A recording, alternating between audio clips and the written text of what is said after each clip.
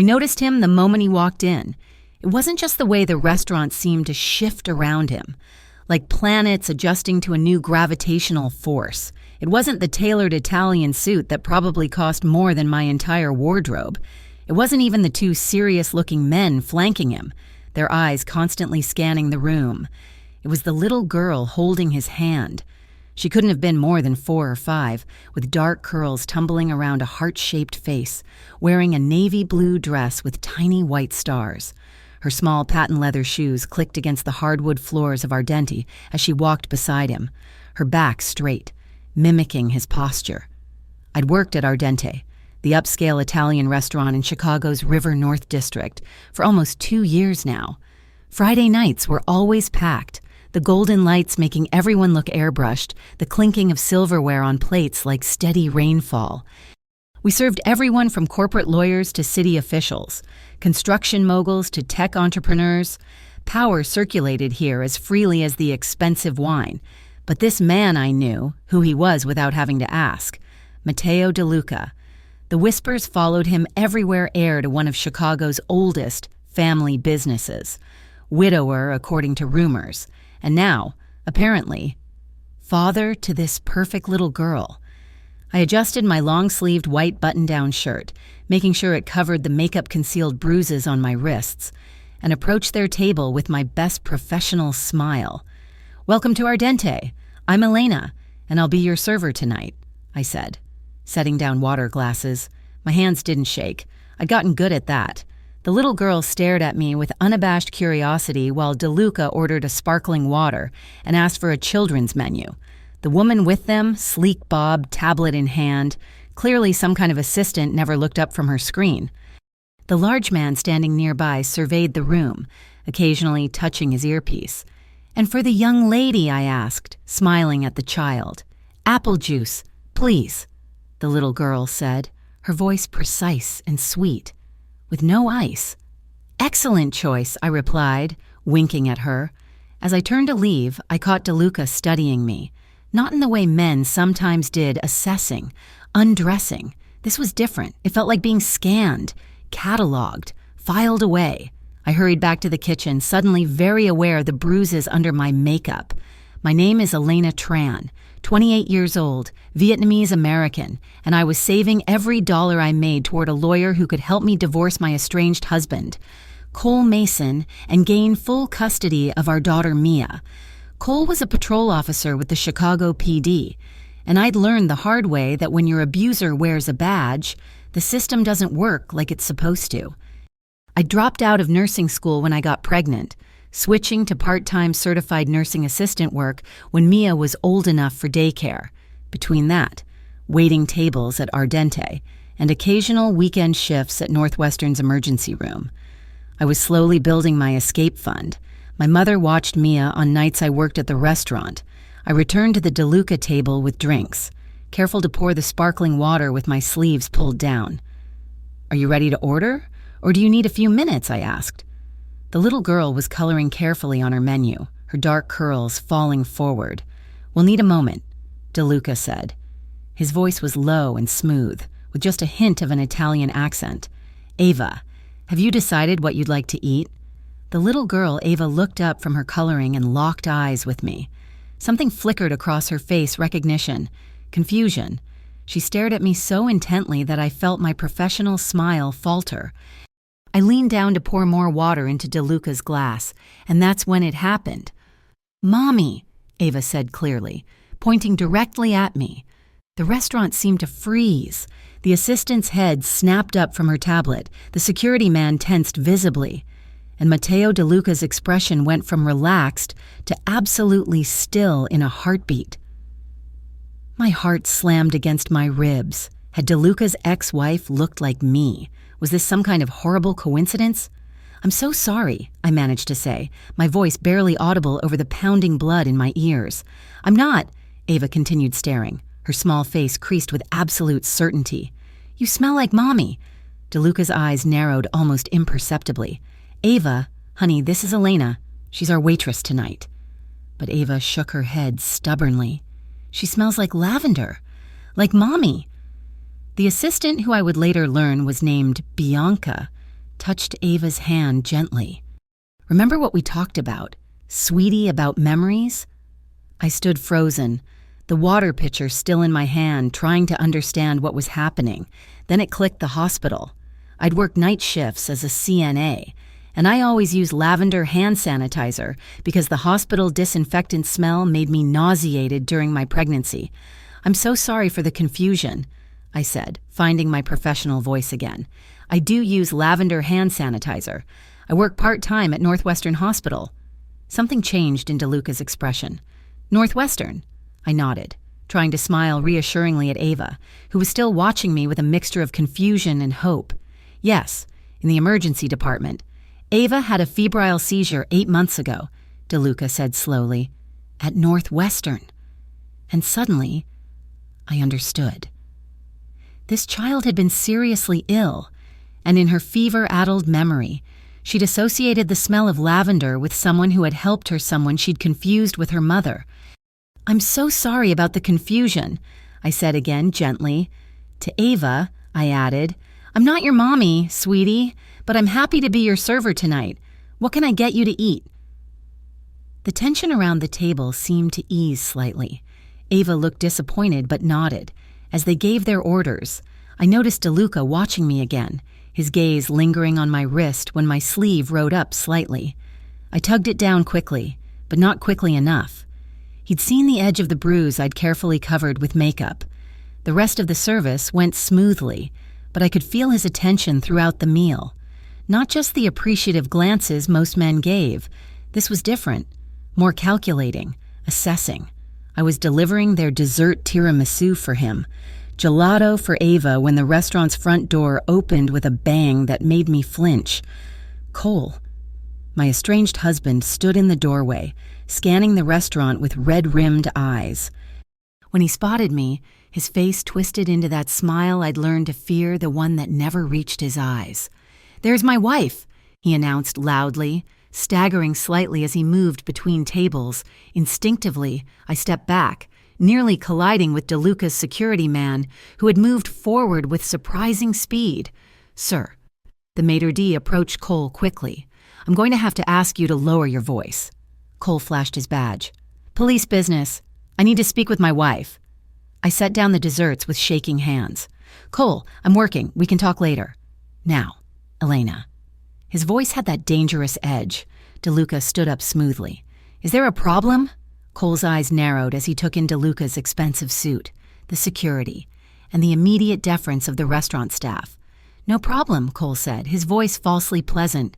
"Just need a quick word with my wife." DeLuca looked at me, one eyebrow raised in silent question. "He's my estranged husband," I said quietly. "I'll handle this." Before I could move, DeLuca nodded to his security man, who stepped forward. "Why don't we take this outside?" the man suggested to Cole, his voice deceptively casual. Cole's face darkened. "Who the fuck do you think? There are children present?" DeLuca interrupted, his voice soft but somehow filling the space between them. "And I'd hate to have to speak with your supervisor about your conduct while displaying your badge." Cole's jaw worked silently, his eyes darting between DeLuca, the security man, and me. DeLuca reached for his wallet and pulled out several large bills, far more than the meal cost. "We were just leaving," he said to me. Then, to the maitre d', "Please consider this section private for the rest of the evening." The implication was clear: he was paying for all the surrounding tables to ensure privacy. As DeLuca gathered Ava, who was watching the scene with wide, confused eyes, he pressed something into my hand, a business card. "If there's ever an issue with doors that are difficult to close," he said quietly, "call me." I stood frozen, the card burning in my palm, as he ushered Ava toward the exit. The little girl looked back at me over her shoulder, waving a small hand. "Bye, Lavender Lady," she called. Cole's hand closed around my wrist, right over the bruise, as soon as they were gone. "Who the fuck was that?" he hissed. "A customer," I said, fighting to keep my voice steady. "An important one. You're going to get me fired." His fingers dug deeper. "Is that who you're fucking now, rich guy with a kid? That why you won't come home?"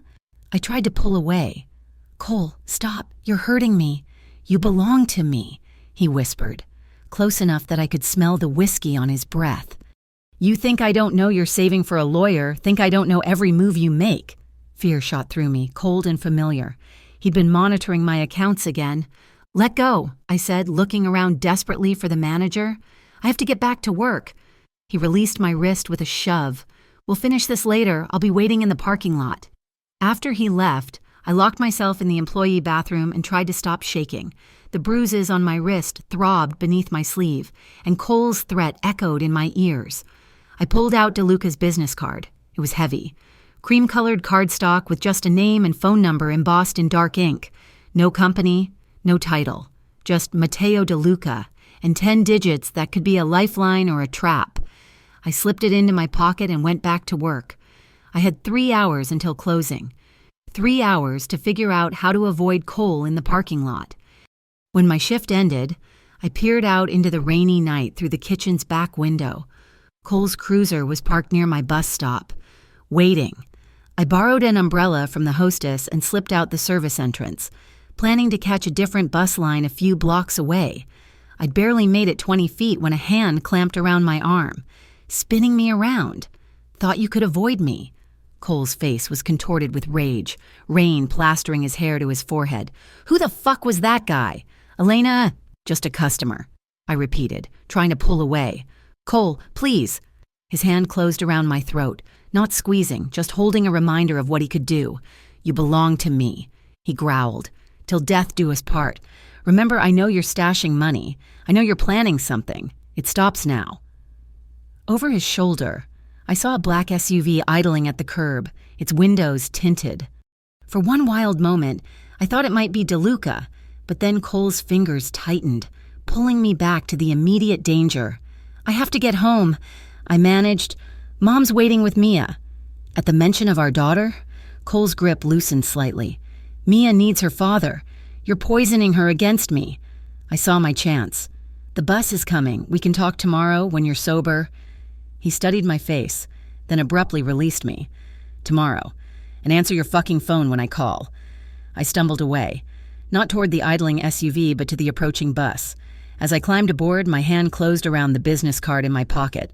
But I didn't call the number. Not that night. Instead, I rode the bus home in silence, watching raindrops race down the window, each one a decision I couldn't make. The electricity was out in my small apartment, the bill I'd delayed paying to put more into my lawyer fund. The fridge was making a dying motor sound that meant another expense I couldn't afford. My mother had taken Mia to her apartment for the night, knowing I worked late. Standing by my rain-streaked window, I pulled out DeLuca's card again. The embossed numbers seemed to glow in the dim light from the street. "You belong to me." Cole's words echoed in my head. The bruises on my wrist and throat throbbed in response. If there's ever an issue with doors that are difficult to close, DeLuca's smooth voice, his penetrating gaze, the way he'd seen the bruise I'd tried so hard to hide. I put the card away. I'd built my escape plan carefully, methodically. I couldn't risk it all on a stranger, no matter how powerful he seemed, no matter how gentle he'd been with his daughter, no matter how quickly he'd assessed the situation with Cole. I had to rely on myself. I always had. The next morning, I called the restaurant manager and switched to morning shifts for the weekend. Then I picked up an extra CNA shift at Northwestern's emergency department. Dr. Klein was on duty, a brisk, efficient emergency physician with kind eyes behind no-nonsense glasses. She'd treated Mia once for an ear infection and remembered me. "Elena," she said as we worked together on a car accident victim. "You look tired." "Extra shifts," I explained, helping position the patient for an x-ray. "Saving up." She gave me a look I couldn't quite interpret. "Those bruises on your wrist, they're new." I pulled my sleeve down reflexively. "It's nothing." "It's not nothing," she said quietly. "And I'm guessing it's not the first time." I didn't respond, focusing instead on checking the patient's vital signs.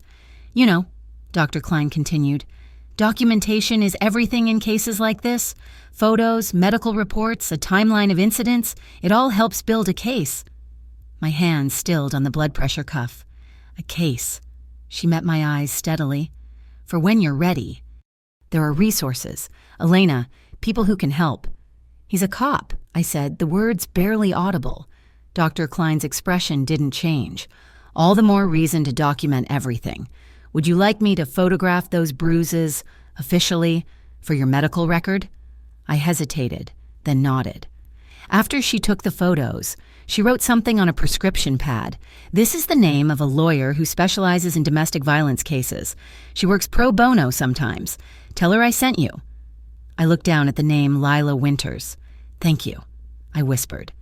What I didn't know then was that someone else was gathering information too. Rocco, DeLuca's security chief, had been tasked with looking into my background, quietly, thoroughly, making sure I wasn't some plan or trap. Meanwhile, Bianca, DeLuca's assistant, had been digging into Cole's history at the police department. They discovered what I already knew, that Cole had been the subject of several internal affairs investigations for excessive force, all of which had been quietly shelved. They found complaints from 2 women before me. They found a pattern. I didn't know any of this yet. All I knew was that I needed to keep my head down, save my money, and stick to the plan.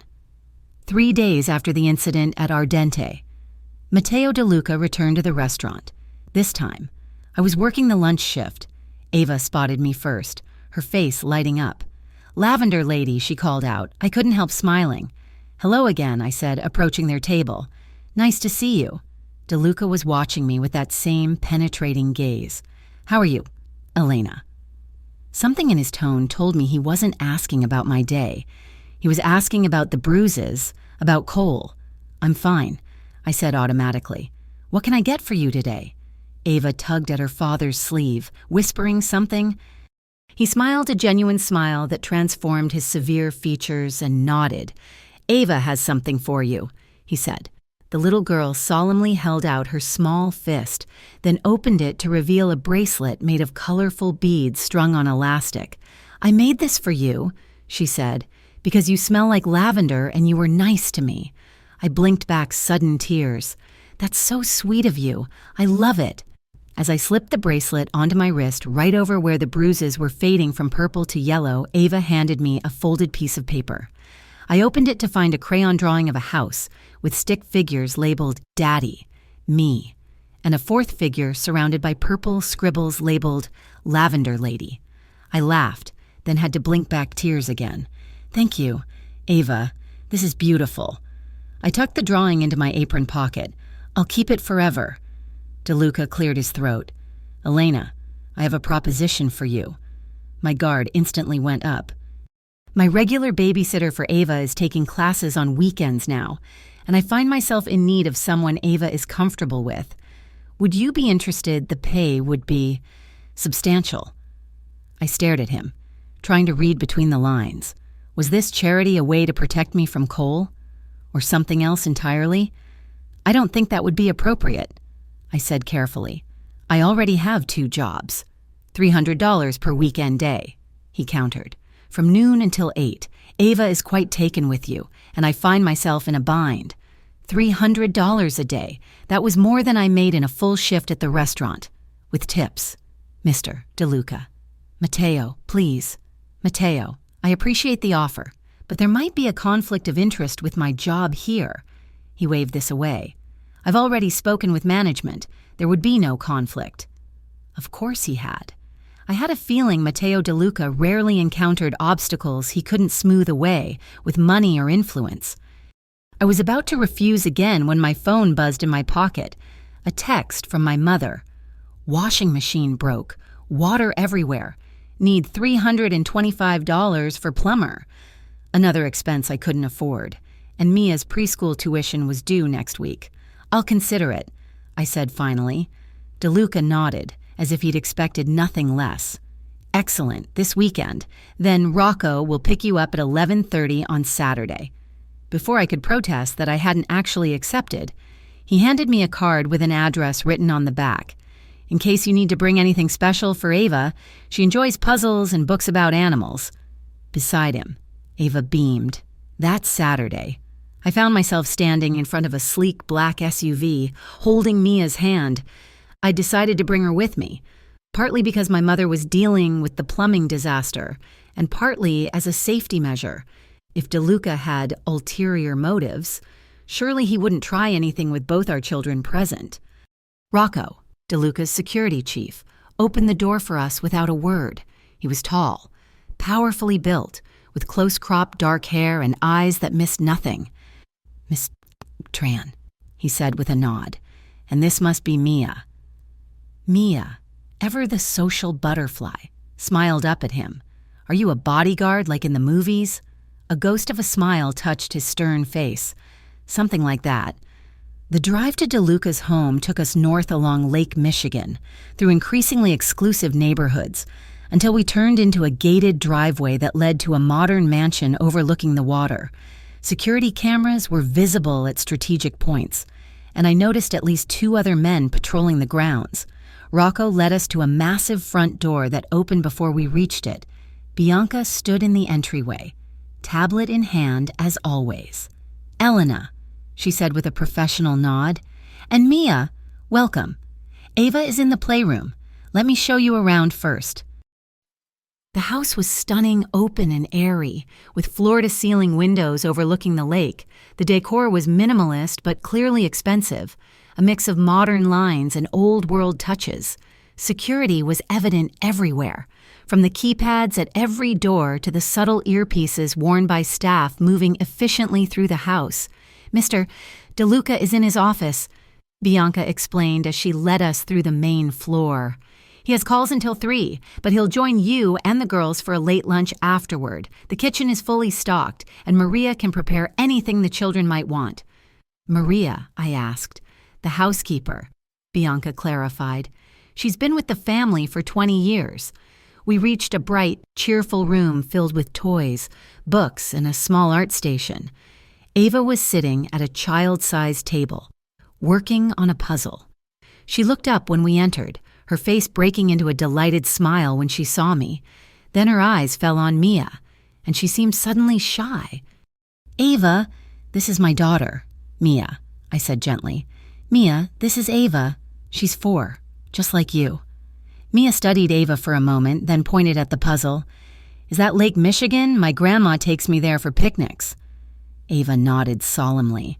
"It's where the boats go. Do you want to help me finish it?" Just like that, they were friends. Within minutes, they were chattering away as if they'd known each other forever, working on the puzzle together. I sat nearby, marveling at the ease with which children formed connections. No suspicion, no calculation of advantage, just the simple pleasure of finding someone who liked the same things you did. The morning passed quickly. I read to the girls, helped them with art projects, and played a board game that had Mia in fits of giggles. Around 1 o'clock, I took them to the kitchen for lunch.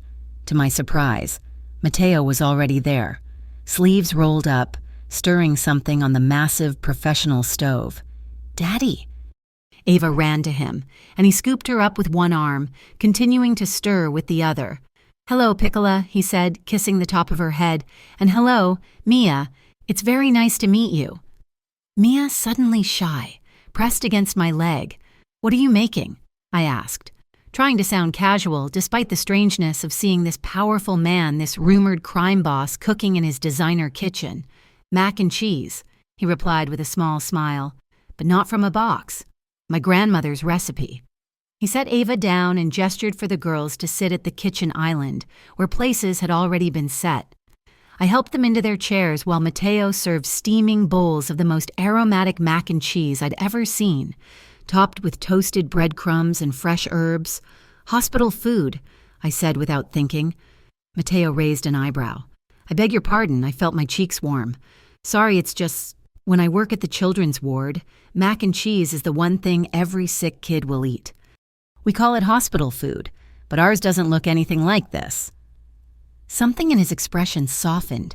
"You work with children at the hospital?" I nodded, helping Mia blow on a spoonful that was too hot. "Sometimes. I'm a certified nursing assistant. I was in nursing school before—" I trailed off, not wanting to get into my complicated history. "Before Mia," he supplied, watching his own daughter eat with evident satisfaction. "Yes, I plan to go back and finish someday." The conversation shifted to safer topics, the girls' favorite books, the unseasonably warm fall weather, a new exhibit at the Children's Museum. It was strangely normal, as if we were just two parents sharing a meal with our children, not a waitress with a violent estranged husband and a man whose name made hardened criminals pale.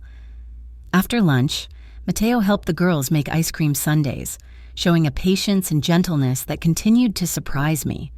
When Ava dropped a scoop of chocolate on the floor, he simply helped her clean it up.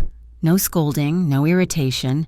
"You're good with her," I observed as the girls carried their desserts to the patio to eat under Rocco's watchful eye. Mateo's expression grew distant. When you've lost as much as I have, you learn to value what remains. The rumors about his wife's death hung unspoken between us. "I understand," I said quietly. "Mia is everything to me. I'd do anything to protect her." His eyes met mine, dark and penetrating. Anything I didn't look away. Anything. He seemed to be weighing something in his mind. "Finally," he said. "Your husband. He's a police officer." It wasn't a question, but I nodded anyway. "And he hurts you." Again. Not a question. I stared down at my hands, at the fading bruises visible beneath my watch band. "Why haven't you left?" Mateo asked, his voice gentler than I'd expected. "I am leaving," I said firmly. "I'm saving for a lawyer. For custody of Mia, I have a plan.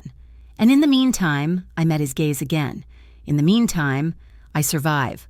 I protect my daughter. I work and save and document everything, like the doctor told me to."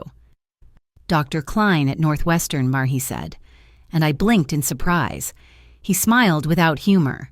"I make it my business to know things. Elena, especially about people in my orbit." A chill ran through me. "Have you been investigating me?" "Not you," he said carefully. "Your situation, there's a difference."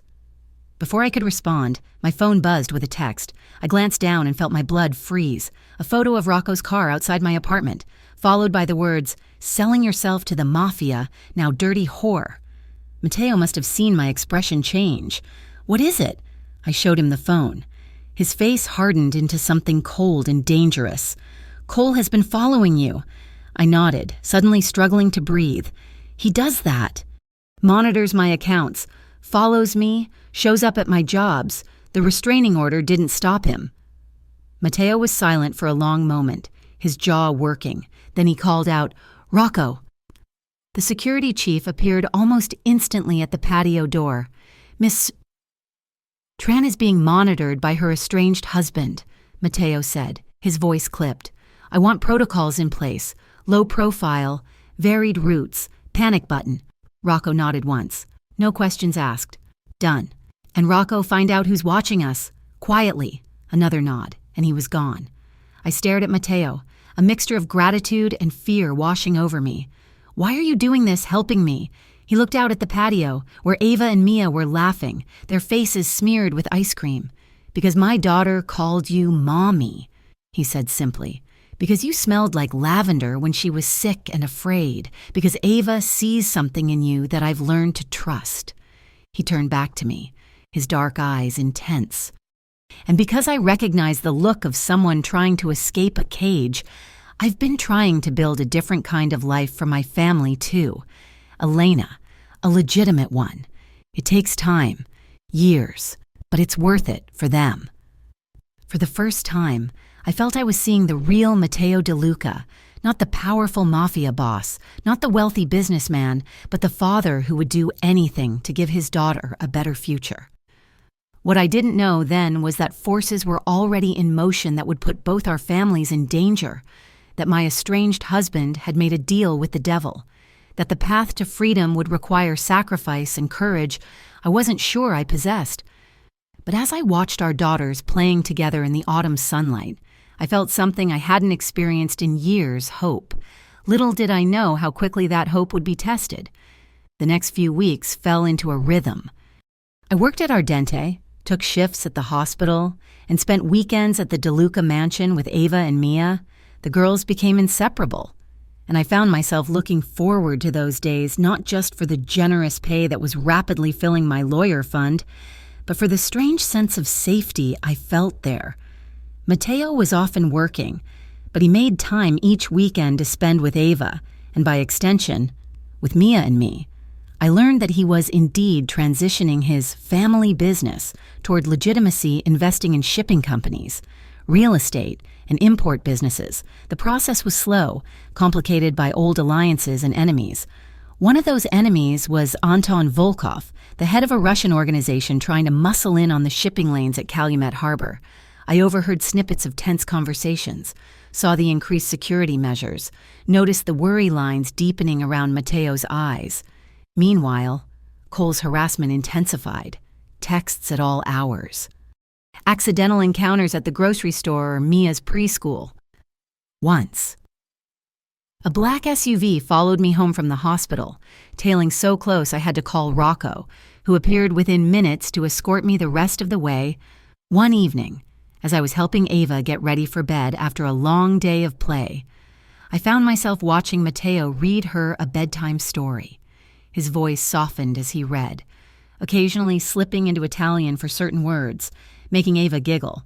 When he finished, he kissed a small scar on her forehead, a remnant of her seizure and hospital stay, with such tenderness that my throat tightened. He glanced up and caught me watching. For a moment, we just looked at each other across the dimly lit room, something unspoken passing between us. Later, as we stood in the hallway outside the girls' rooms, he said quietly, "You're different from what I expected." "What did you expect?" I asked. "Someone more broken or more hardened?" I thought about that. Maybe I'm both those things, just not in the ways that show. His hand moved toward mine, then stopped. Elena. Whatever he was about to say was interrupted by Bianca, who appeared with a tablet in hand. "Sorry to interrupt, but I've got that documentation you asked for." Mateo's expression shifted back to business. "Thank you, Elena." Bianca has been helping compile evidence against Cole. Medical records, the restraining order violations, his disciplinary issues at work. Dr. Klein has been very helpful. I blinked in surprise. "You've been talking to Dr. Klein," Bianca spoke up. "I reached out to her after Mr. DeLuca mentioned your situation. She recommended a lawyer, Lila Winters, who specializes in cases like yours, particularly when the abuser is in law enforcement. The same lawyer Dr. Klein had recommended to me. With your permission," Mateo said, "we'd like to engage her services on your behalf. No strings attached. You can meet with her, decide if you want to proceed. If not, no harm done." I felt a flicker of wariness. "That's very generous, but I've been saving. I can pay for my own lawyer." "I know you can," he said, "but time is a factor here. Cole is escalating, and Miss Winters has experience with exactly these kinds of cases." Before I could respond, my phone rang. My mother's number. "Mom, is everything okay?" Her voice came through shaking, frightened. "Elena, someone threw a rock through my window. There was a note. Keep quiet if you want to be safe." "Elena, I'm scared. Mia is scared." My blood ran cold. Was anyone hurt? No. But "I'm coming right now. Lock all the doors and windows. Don't answer the door for anyone but me." I hung up and found Mateo and Bianca watching me intently. "Cole," I said, my voice trembling with rage and fear. "He threw a rock through my mother's window, with a threat." Mateo's face hardened. "Rocco," he called, and again the security chief appeared, as if summoned by magic. "Miss, Tran's mother's home has been vandalized. Send a team to secure it and escort Elena there immediately." I was too shaken to argue. Within minutes, I was in an SUV with Rocco and 2 other men, racing toward my mother's apartment. When we arrived, I ran inside to find my mother and Mia huddled in the bedroom, away from the broken living room window. Glass littered the floor, and a rock with a paper wrapped around it sat in the center of the room. Rocco's men immediately began boarding up the window while Rocco himself examined the note. "Handwriting," he observed. "Not printed. That's useful." I held Mia close, trying to calm her trembling. "It's okay, baby. We're going to fix the window. Everything's going to be okay." "Was it Daddy?" she whispered, and my heart broke all over again. "I don't know, sweetheart," I said, though of course I did. "But we're safe now." Rocco approached, his expression grim. "Miss Tran, Mr. DeLuca has offered to put you and your family up in a hotel tonight while we install better security here. Cameras, motion sensors, reinforced locks. I looked around at my mother's small apartment, now violated by Cole's rage. Thank you. Thank you. That night, in a luxury suite at a downtown hotel, I made a decision. I called Mateo. "I'll meet with a lawyer," I said when he answered. "And I need help. I can't do this alone anymore." His voice was steady, calm. "You were never alone, Elena. You just didn't know it yet." The next day, I met with Lila Winters, a sharp, no-nonsense attorney who specialized in domestic violence cases involving law enforcement. She listened to my story, examined the evidence Bianca and Dr. Klein had compiled, and laid out a strategy. "We file for emergency custody first," she explained, "based on the documented abuse and the recent escalation. Then we push for a permanent restraining order with GPS monitoring. Meanwhile, I'll work with a contact in internal affairs to reopen those excessive force complaints. Cole's shield won't protect him if enough pressure comes from inside the department." It all sounded so straightforward when she said it, but I'd been dealing with Cole long enough to know it wouldn't be that simple. "He'll fight back," I warned. "Hard." Lila's expression was grim. "They always do. That's why we need to be prepared for anything." What none of us realized was that Cole had already found a new ally, one who hated Matteo DeLuca even more than Cole hated me. Anton Volkov had been looking for a way to hurt DeLuca's organization, to weaken his hold on the Calumet shipping lanes. When one of his men reported seeing a police officer surveilling DeLuca's home, Anton saw an opportunity. Cole, desperate and increasingly unstable, saw a way to hurt me and make some money on the side. The alliance was toxic, dangerous, and about to put all of us in the crosshairs. The first sign came 3 days later when I was driving Mia home from preschool. A black SUV different from Rocco's began following us, staying close even when I changed lanes and took random turns. I called Rocco, trying to keep my voice calm so Mia wouldn't panic. "I'm being followed," I said quietly. "Black Escalade, tinted windows. 2 men inside, I think." "Where are you?" Rocco asked. His voice clipped. I told him the street. "Keep driving, normal speed. I'm 3 minutes out. When you see me approaching from behind, I'll flash my lights once. At that point, make a right turn at the next intersection. I'll handle the tail." I followed his instructions, heart pounding. When I saw Rocco's SUV in my rearview mirror and the flash of headlights, I made the turn as instructed. In my mirror, I saw Rocco's vehicle cut off the Escalade, forcing it to stop. I drove straight to the DeLuca mansion, where Matteo was waiting at the door, his face tense. "Are you all right?" he asked as I carried a sleepy Mia inside. I nodded, too shaken to speak. He led us to the living room, where Bianca was waiting with hot tea and juice for Mia. Rocco called ahead. He explained. "Elena, I think it's time we had a serious conversation about what's happening." After Mia was settled with a movie in the playroom with Ava and Maria, Matteo, Bianca, and I sat down in his study. "The men following you weren't Cole's," Matteo said bluntly. "They were Volkov's." I stared at him. "The Russian, why would he be interested in me?" Bianca pulled up a series of photos on her tablet. "Because of this." She showed me surveillance images of Cole meeting with a tall, pale man in an expensive suit. "Cole has been feeding information to Volkov about DeLuca operations, schedules, security protocols, and about you and Mia." The room seemed to tilt. "But why? Volkov wants leverage against me," Matteo said grimly, "and Cole wants money and revenge. It's a convenient partnership for both of them." I thought of Mia, happily playing with Ava just down the hall, oblivious to the danger circling around us. "What do? We accelerate the legal process," Bianca said. "Lila is filing the emergency custody petition tomorrow, and we've uncovered something interesting about internal affairs. There's an officer, Sergeant Reynolds, who's been burying complaints against Cole. We believe he's on Volkov's payroll. So the system is even more corrupt than I thought," I said bitterly. "Parts of it," Matteo agreed, "but not all. There are still people who want to do the right thing. We just need to help them find the courage." He leaned forward, his dark eyes intense. "Elena, I think you and Mia should stay here for a while, just until we can neutralize this threat. I wanted to refuse, to insist I could handle this myself. But the image of that black SUV following us, of what could have happened if Rocco hadn't intervened, stopped me. Okay, I said finally, but I need to keep working. I can't just hide. Matteo nodded. Of course. Rocco will arrange security. And Elena, thank you for trusting me with your safety and Mia's. There was something in his voice, a warmth, a vulnerability that made my heart beat faster. For a moment, I allowed myself to imagine a different life, one where I wasn't running, wasn't afraid, one where Matteo looked at me not with concern but with something else entirely. The thought was both thrilling and terrifying. 2 days later, Mia and I were accompanying Ava to a street festival in the city. Rocco and another security man, Dante, were with us, keeping a watchful distance while still maintaining a protective perimeter. The girls were having a wonderful time, eating cotton candy and watching street performers.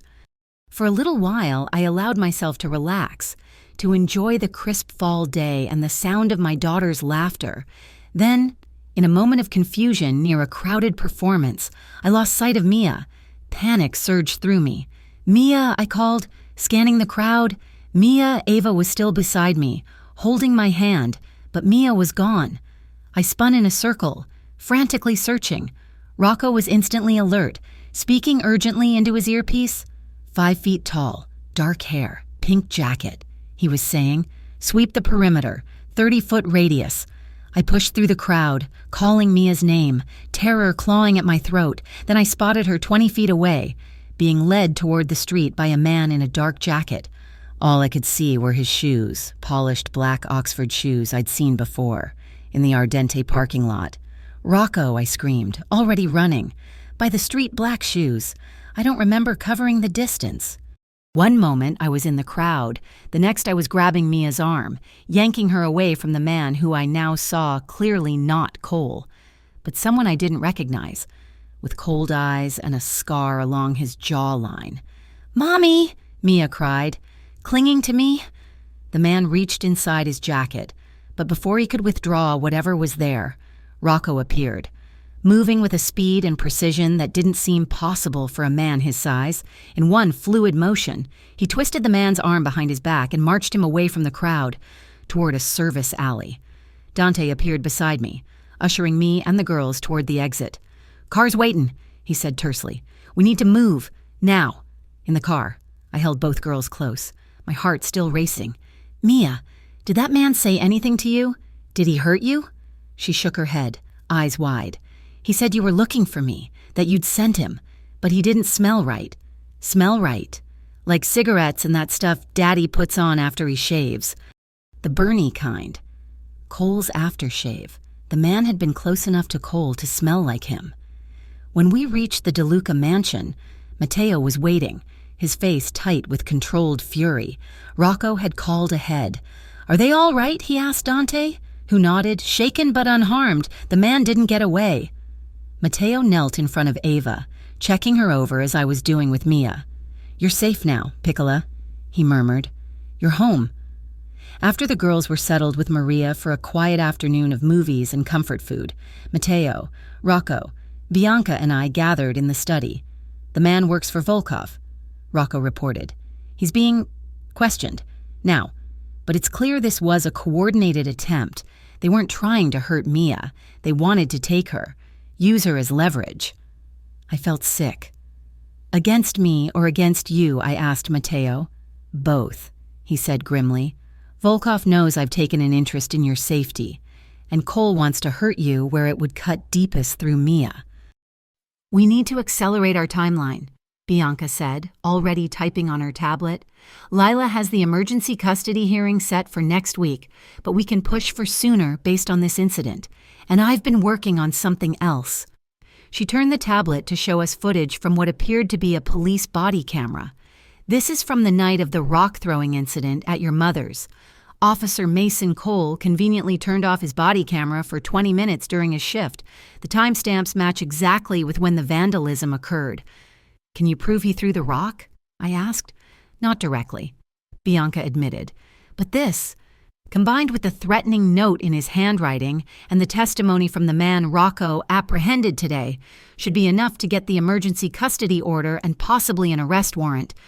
Matteo had been silent, his expression growing darker by the minute. "This ends now," he said finally, his voice low and dangerous. "Volkov has crossed a line, targeting children. He needs to be dealt with." A chill ran through me at his tone. "What are you going to do?" He met my gaze steadily. "What's necessary to protect our families?" I found myself reaching for his hand across the table. "Matteo, please. Whatever you're thinking, there has to be another way. A legal way." His expression softened slightly as he looked at our joined hands. "The legal way is slow, Elena, and sometimes, when children are in danger, slow isn't good enough. Then we make it faster," I insisted. "We use the evidence we have. We push for immediate action. Lila said Commissioner Cullerton, the district attorney, is tough on corrupt cops. We go to him directly." Matteo's jaw worked as he considered this. "And if that doesn't work, if Volkov makes another move before the system can respond, what then?" I tightened my grip on his hand. "Then we reconsider. But please, give this a chance first. I don't want violence to be the answer my daughter learns. Or yours." Something shifted in his expression, a recognition, perhaps of the parallel paths we were both trying to walk, away from darkness, towards something better for our children. "All right," he said finally. "We try it your way first. But Elena," his dark eyes held mine intently, "I need you to understand something. If it comes down to a choice between legal niceties and keeping you and the children safe, there's no choice at all. I will always choose your safety." The intensity in his gaze made my breath catch.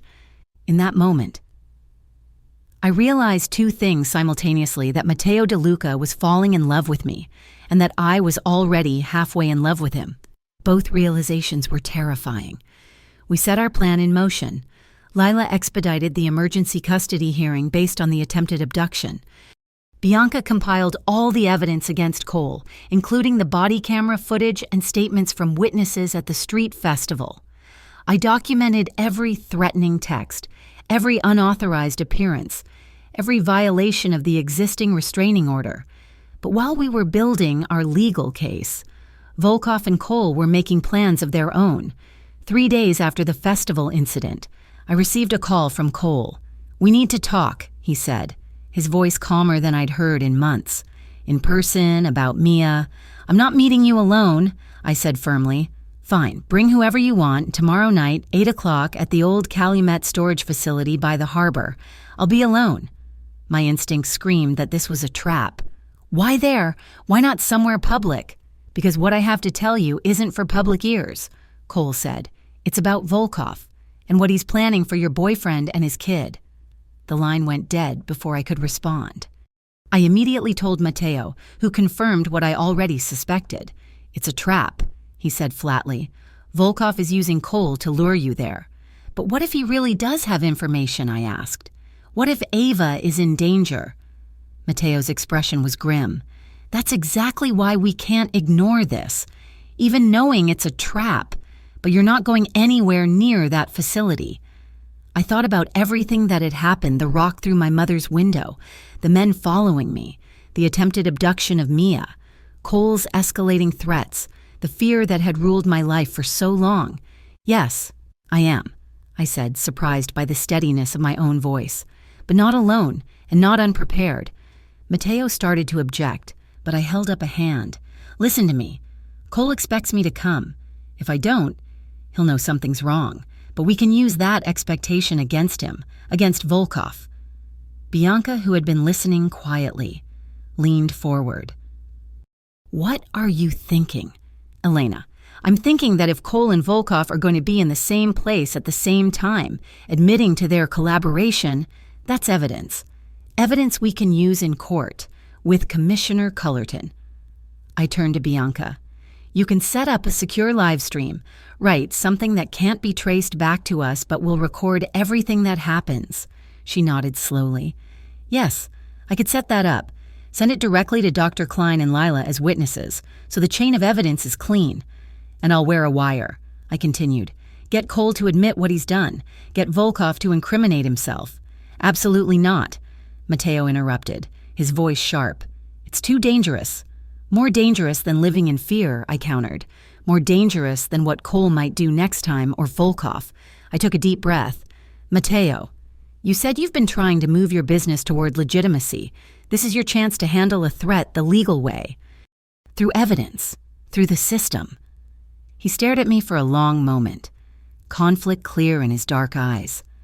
Finally, he said, if and only if we can develop a plan that minimizes the risk, one that doesn't put you in direct danger. Otherwise, I handle this my way. I nodded, relief washing through me. Thank you. Over the next 24 hours, Matteo, Rocco, Bianca, and I planned meticulously. Bianca set up the secure live stream that would feed directly to Dr. Klein and Lila Winters. Rocco walked me through self-defense techniques specifically designed for someone my size against a larger attacker. And Matteo struggled visibly with the idea of putting me in harm's way, even with all our precautions. The night before the meeting, after the girls were asleep, he found me standing on the balcony overlooking the lake. You don't have to do this, he said quietly, coming to stand beside me. We can find another way. I turned to face him. I do have to do this. For Mia, for myself, I need to face him. Matteo, I need to stop running. He reached out, tentatively touching my cheek. You're the bravest person I've ever known. Elena Tran.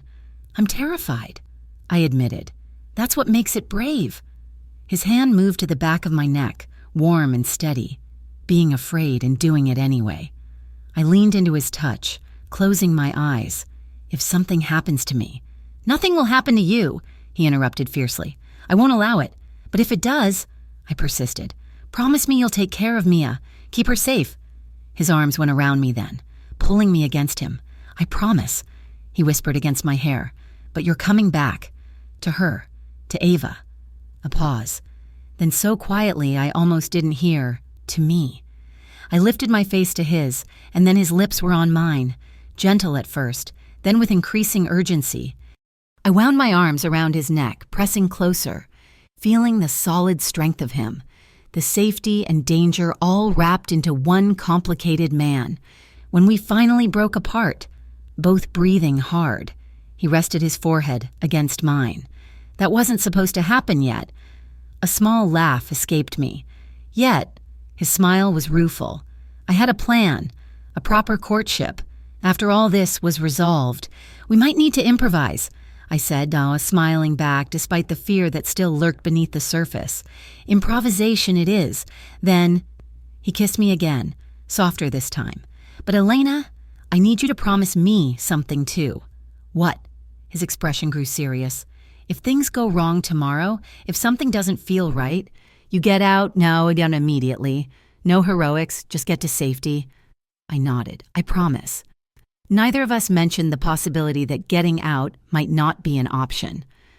The following evening, I arrived at the Calumet storage facility dressed in jeans, boots, and a dark jacket. Beneath the jacket, I wore a recording device Bianca had provided, synced to the live stream. A panic button was in my pocket, and a small canister of pepper spray was concealed in my other pocket. Rocco and his team were already in position, invisible in the shadows surrounding the facility. Matteo was nearby too, though I'd made him promise to stay out of sight unless absolutely necessary. The plan was to get Cole and Volkov talking, record their admissions, and then let Rocco's team move in to secure them until the uncorrupted internal affairs officers Lila had contacted could arrive. The storage facility was dimly lit, the sodium vapor lights casting everything in an eerie amber glow. The smell of rust and salt water from the harbor filled the air. My footsteps echoed on the concrete as I approached the meeting point, a loading area between two large warehouses. Cole was waiting, alone as promised. But the way his eyes darted around told me he wasn't as alone as he wanted me to believe. "Elena," he said, his voice oddly formal. "You came. You threatened our daughter," I replied coldly. "Of course I came." He flinched slightly. "I never threatened Mia. I love her. I'm her father. Then why did your friend try to abduct her at the festival, the one wearing your aftershave? Cole's eyes widened. That wasn't supposed to happen. He was just supposed to scare you, make you realize you need protection. Your protection, I laughed bitterly. You're the one I need protection from, Cole? He took a step toward me, and I forced myself not to back away. You've got it all wrong. DeLuca is using you and Mia. You think he cares about you? You're just a pawn to get at me. At you, I repeated incredulously. Why would Matteo DeLuca care about a patrol officer?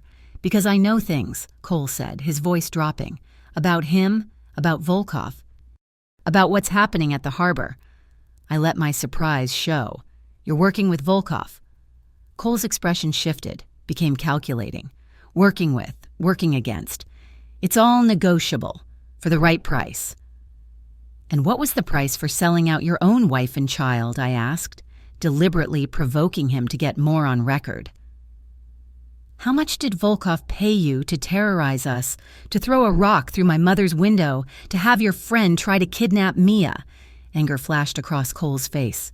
I never agreed to any of that. I just wanted what belongs to me. You belong to me. Elena, Mia belongs to me. We're not possessions. Cole, we're people, and we're done with you. Before he could respond, a new voice spoke from the shadows. Such family drama. Very American.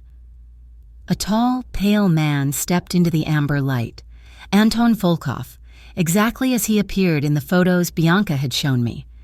Two men flanked him, hands inside their jackets in a way that made it clear they were armed. Miss Tran, Volkov said with a cold smile. A pleasure to finally meet you. Your husband has told me so much about you. Ex-husband, I corrected automatically. Volkov's smile widened. Not yet. I think the papers, they are not final. Yes. I didn't respond, my mind racing. This wasn't how the plan was supposed to go. Cole was supposed to be alone. I pressed the panic button in my pocket, praying that Rocco and his team were watching. What do you want? I asked, playing for time. Many things, Volkov replied casually. The shipping contracts at Calumet, control of the South Side distribution, DeLuca's head on a pike. He shrugged. But for now, I will settle for using you to deliver a message. Cole stepped forward. That wasn't the deal. Volkov, you said we'd use her to get to DeLuca's kid. You never said anything about hurting Elena. Volkov's expression hardened. You do not dictate terms to me, police dog. You take what I give you. My gaze darted between them. So that's how it is Cole sells information to hurt a child, and Volkov uses both of us as pawns in his game with Matteo. I raised my voice slightly, making sure the recording picked up every word. Sergeant Reynolds in Internal Affairs, he's on your payroll too. Right, Volkov. That's how Cole's complaints keep disappearing. Volkov's eyes narrowed. You know more than you should. Miss Tran. Cole was staring at me. How do you know about Reynolds? I ignored him, focusing on Volkov. I know that abducting a police officer's wife, even an estranged one, and threatening a child would bring heat that even you can't handle. So what's your real play here? Volkov studied me for a long moment, then chuckled. DeLuca has chosen well. It seems you have spirit, Miss Tran, but not enough caution. He nodded to one of his men, who started toward me. I backed away, reaching for the pepper spray in my pocket. Then everything happened at once. The lights in the facility cut out, plunging us into darkness. Shouting erupted from several directions, a flash of light, then another. Not gunshots, flashbangs, I realized dimly, tactical diversions. I dropped to the ground as Rocco had taught me, making myself as small a target as possible. Smoke began filling the area, and sirens wailed in the distance, not real police sirens. I knew, but part of the distraction plan. In the chaos, I felt a hand on my arm and nearly lashed out before recognizing Rocco's voice in my ear. This way, he murmured. Stay low. I followed him, crawling at first, then running in a crouch toward a side exit. Behind us, I could hear Volkov shouting in Russian, Cole cursing, more flashbangs, more smoke. We had almost reached the exit when Cole's voice rang out closer than expected. Elena, stop right there. I turned to see him emerging from the smoke, gun in hand, his face contorted with rage. Cole, don't, I pleaded. Think about Mia. about what this will do to her.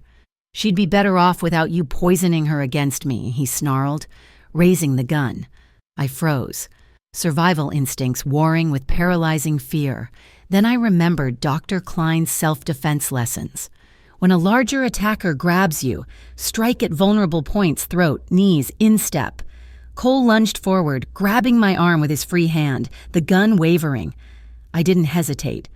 I drove my knee up between his legs with all the strength I could muster, simultaneously striking at his gun wrist. He doubled over in pain, the gun clattering to the concrete. I broke free, stumbling backward. "You bitch!" he gasped, reaching for the fallen weapon. Before he could grasp it, a shadow detached from the darkness behind him. Mateo, moving with deadly grace. In one fluid motion, he kicked the gun away and drove Cole to his knees, arm twisted behind his back. "Don't move," Mateo said, his voice terrifyingly calm, "or the last thing you'll ever feel is your arm breaking in 3 places. Cole struggled briefly, then went still, breathing hard. More figures emerged from the smoke, Rocco and his men, surrounding Volkov and his guards, and behind them, men and women in tactical gear with IA, emblazoned on their vests, the internal affairs officers Lila had contacted. A tall woman in a suit stepped forward, badge in hand. "Anton Volkov, Officer Cole Mason, you're under arrest for conspiracy, attempted kidnapping, corruption, and about a dozen other charges we'll sort out downtown." Commissioner Cullerton, the district attorney Lila had mentioned. She had come personally. Cole stared at me in disbelief. "You set this up. You set me up." "No, Cole," I said wearily. "You did this to yourself." As the IA officers took Cole and Volkov into custody, I saw Mateo standing at the edge of the light, watching. His expression was complex relief, residual fear, and something darker, the urge for vengeance, held carefully in check. I went to him, taking his hands in mine. "Thank you," I said simply, "for letting the law handle this, for keeping your promise." His jaw worked. It was the hardest thing I've ever done, not pulling that trigger when he had a gun on you. "I know." I squeezed his hands. "And that's why it matters so much that you didn't." Commissioner Cullerton approached us, her expression professionally neutral. "Miss Tran, we'll need your statement and that recording, if you don't mind." I nodded. "Of course. Dr. Klein and Lila Winters have the live stream as well. 3 separate copies, all verified." Cullerton's eyebrows rose slightly. "Thorough. I appreciate that." She glanced at Mateo, a flicker of recognition in her eyes. "Mr. DeLuca, interesting to find you involved in bringing down a Russian organization. Some might call that competitive elimination." Mateo met her gaze steadily. "Some might call it protecting innocent women and children from abuse and exploitation, but interpret it however you like, Commissioner." She studied him for a moment, then nodded. "We'll be in touch, both of you." As she walked away, Bianca appeared at our side. "Your mother and Mia are safe," she reported. "My team picked them up as soon as the operation began. They're with Ava at the house, completely secure." The tension in Mateo's shoulders eased slightly. "And the evidence? All transmitted perfectly. Dr. Klein confirmed receipt, as did Lila. The recording from Elena's wire is clean, too. They have Cole admitting to working with Volkov, Volkov confirming their arrangement and implicating Reynolds, and both of them discussing the attempted kidnapping." I felt a wave of relief so profound my knees nearly buckled. It was over. Not just the immediate danger, but the years of fear, of walking on eggshells, of protecting Mia from a father who saw her as a possession rather than a person. Mateo's arm went around me, supporting me. "Let's go home," he said softly. "The girls will be waiting." Home. For the first time, the word felt real, solid, not just a physical space, but a feeling of safety, of belonging. The legal aftermath unfolded more swiftly than I dared hope. Cole was suspended pending investigation, then formally charged with corruption, harassment, vandalism, and conspiracy to commit kidnapping. The restraining order was made permanent, with GPS monitoring. Most importantly, I was granted full custody of Mia, with Cole's visitation rights suspended until he completed anger management and parenting classes. Anton Volkov faced federal RICO charges. His operation at the harbor dismantled. Sergeant Reynolds and several other corrupt officers were suspended and investigated. The clean elements of internal affairs, empowered by Commissioner Cullerton's direct involvement, began a thorough housecleaning of the department. Mateo kept his word about moving his business toward legitimacy. He signed a major logistics contract with a food import company, providing legal work for many of his people. Rocco became director of corporate security, his talents channeled into protection rather than intimidation. I returned to nursing school, determined to finish my degree. On nights and weekends, I still worked at Ardente occasionally to keep my feet on the ground. I explained to Mateo, who understood that I needed to maintain some independence, some connection to where I'd come from.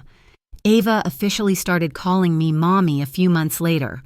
The first time it happened, not in confusion or fear, but with clear intent, Mateo's smile lit up his entire face. Not long after, Mia began calling him Daddy M, a compromise she'd worked out herself that acknowledged both her biological father and the man who had become her true protector.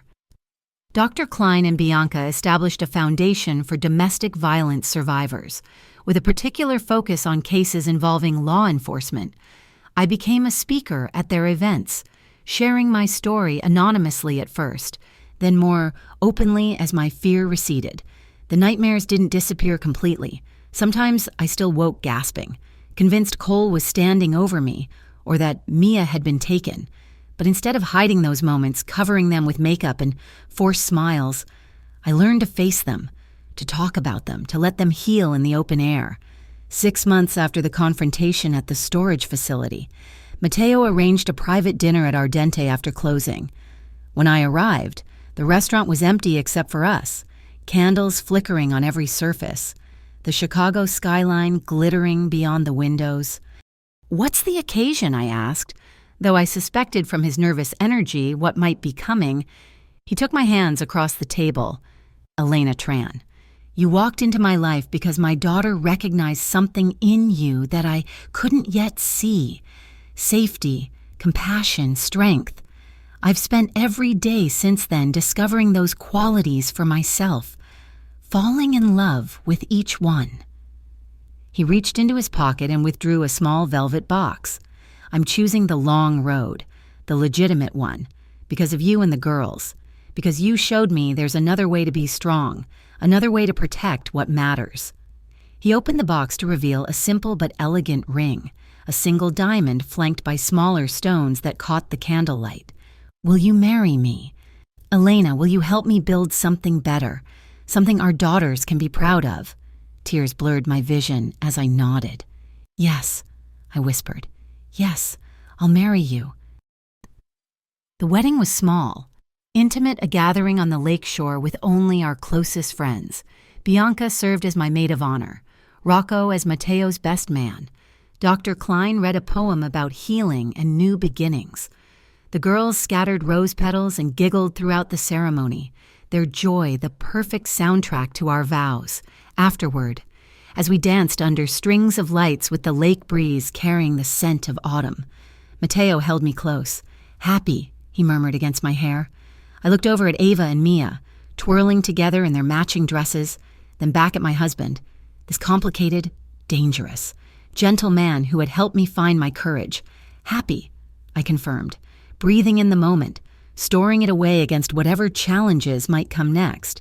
Not perfect, not fairy tale ending happy, but real happy, the kind we work for. He smiled, understanding exactly what I meant, the best kind. A year later, I coordinated my first emergency department shift as a registered nurse. Mateo opened the AM Logistics Center, employing 300 people in legitimate jobs.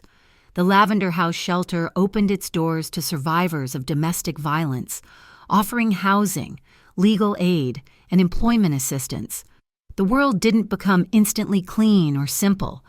Mateo still had old connections to manage, old enemies to watch for. I still flinch sometimes when doors slammed or when men raised their voices in anger. We were works in progress, both of us, but every night we came home to a house filled with laughter rather than fear. Every morning, we woke to the knowledge that our choice is difficult, deliberate. Daily choices were creating the foundation for something better. One evening, as we walked along the lakeshore with the girls running ahead of us, Mateo received a postcard. No return address, just a New York postmark and the cryptic message, "Old debt still outstanding on the East Coast, Rocco." Who had delivered it merely smiled. "I'll handle it." Mateo looked at me questioningly. I squeezed his hand, trusting him to make the right choice, to choose our future over past vendettas. Make sure it's handled cleanly. Mateo told Rocco, legally, the way we do things now. Rocco nodded, understanding the new parameters. As he walked away, I leaned into Mateo's side, watching Ava and Mia splashing at the lake's edge, their laughter carried back to us on the breeze. "Do you ever miss it?" I asked quietly. "The power, the fear you inspired." He was silent for a moment, considering. "Sometimes," he admitted finally. "Power is addictive. But then I look at them." He nodded toward the girls. "And at you. And I realize I have something better now. Something real." I understood. The path we'd chosen wasn't easy. It required constant vigilance, constant recommitment to our principles. There were no dramatic gestures that could instantly transform a life built on certain foundations, only persistent, intentional choices, made day after day. "I love you," I said simply. "Not despite your past, not because you changed for me, but because you choose, every day, to be the man Ava and Mia deserve." He pulled me closer, his lips brushing my temple. "And I love you, Elena DeLuca, because you never stop fighting for what matters, because you taught me what real strength looks like." Ahead of us, the girls called for us to join them at the water's edge. Hand in hand, we walked toward them, toward the future we were building together step by careful step, choice by deliberate choice. Not a fairy tale. Something better, something real, something ours.